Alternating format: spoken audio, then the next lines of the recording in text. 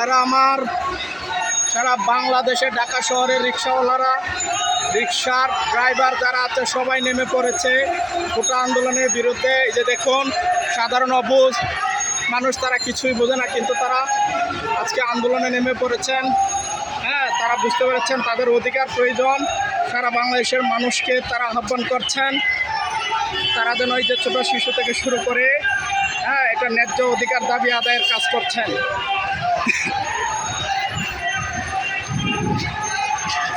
প্রিয় দেশবাসী, সারা বাংলাদেশের সকল মানুষ ঐক্যবদ্ধ হচ্ছে। দেখুন, রিক্সাওয়ালারা সবাই তাদের এই অধিকার আন্দোলনের জন্য ঐক্যবদ্ধ হয়ে কাজ করছেন।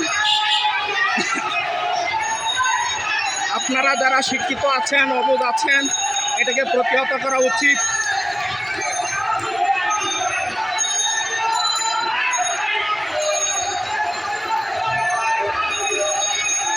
শাবাশ, শাবাশ। দেখুন কত সুন্দর, চমৎকার, তারা অধিকারের জন্য লড়াই করে যাচ্ছে। তাদের কর্মঘণ্টা বিরতি দিয়ে তাদের দেশের মানুষের অধিকারের জন্য তারা আজকে ফাইট করে যাচ্ছে। ঠিক আছে, আগুন জ্বালো, সমাধান চাই। মাননীয় প্রধানমন্ত্রী, তার উচিত ছিল এখনও এটা 1 মিনিটের সমাধান, 1 মিনিটের সমাধান দিতে পারে। রিক্সাওয়ালা, বাস ড্রাইভার, সকল শ্রেণীর মানুষ মুক্তিযুদ্ধের মতো ঝাঁপিয়ে পড়তেছে। 1971 সালে যেভাবে সকল শ্রেণীর পেশার মানুষ ঝাঁপিয়ে পড়েছিল, ঠিক একইভাবে সব মানুষ, ছাত্র থেকে শুরু করে এই বৈষম্যের বিরুদ্ধে ঝাঁপিয়ে পড়ছেন।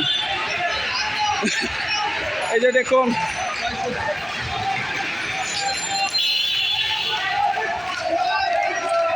এদের আন্দোলন অবস্থান শুরু করেছেন পল্টন থেকে দেশের সকল মানুষ জেগে উঠেছেন। এখনও উচিত তাদের সমাধান খুঁজে বের করা।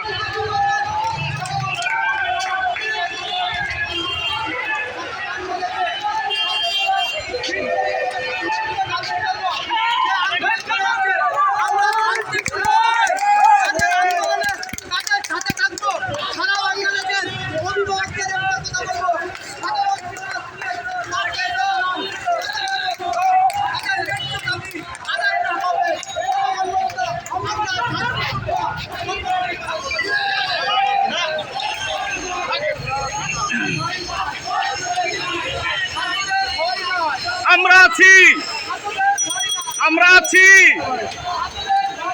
বই নাই। সারা বাংলাদেশের সকল মানুষ নেমে পড়েছে। সারা বাংলাদেশের সকল রিক্সাওয়ালারা আন্দোলনে নেমে পড়েছেন। ছাত্রদের ভয় নাই এই বলে স্লোগান দিচ্ছেন। আমরা দেখুন কত সুন্দর, শান্তিপ্রিয়ভাবে অধিকার আদায়ের জন্য সারা বাংলাদেশ ঐক্যবদ্ধ হয়ে কাজ করছেন।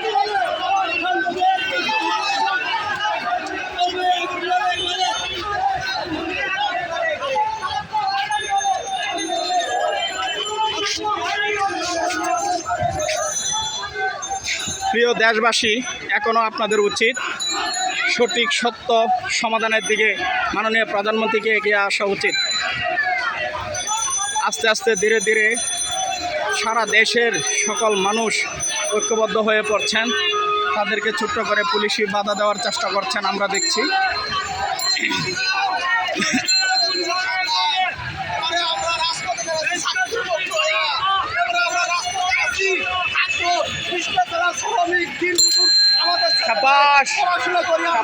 চাকরি পাইলে যাচ্ছে, আমরা এই দেশের সরকারের পক্ষে নামছি, ইনশাআল্লাহ থাকবো।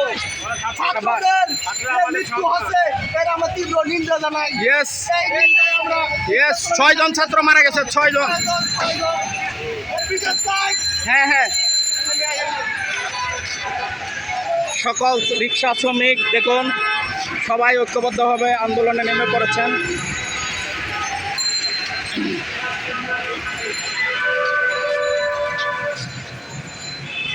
এটি মেট্রো রেল এরিয়া, পুরানা পল্টন।